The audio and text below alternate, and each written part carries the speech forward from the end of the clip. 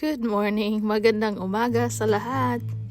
Balikan muna natin ang ating mga old videos nung mula pa sa Pennsylvania na doon ako naninirahan ng 7 years.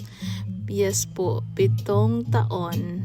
At doon ako natututong magmaneho ng may weather na ganyan, may pa-ice-ice, may pa-storm-storm, at kung ano-ano pa. So, maiksing kwento lang ha.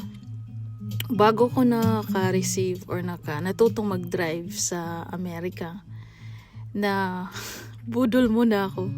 Tinatawag na ano muna ako, hindi ako nakapasa agad-agad. So una, kumpiyansa lang tayo, kampante tayo kasi marunong tayo mag-drive sa Pilipinas. Hindi man masyadong driver tayo doon, pero talaga namang nakapag-drive tayo even stick shift.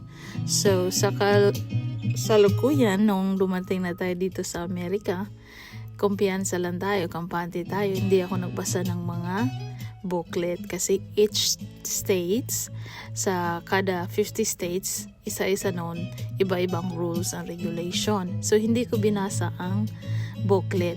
Maliit lang, mga siguro 13 to 15 pages. Now, pagkatapos noon, nag-try ako na nag-go on for a test drive. Hindi pa yung talagang actual, yung talagang ano lang, yung 1 to 100 or something ganyan. So ang nangyari, bagsak.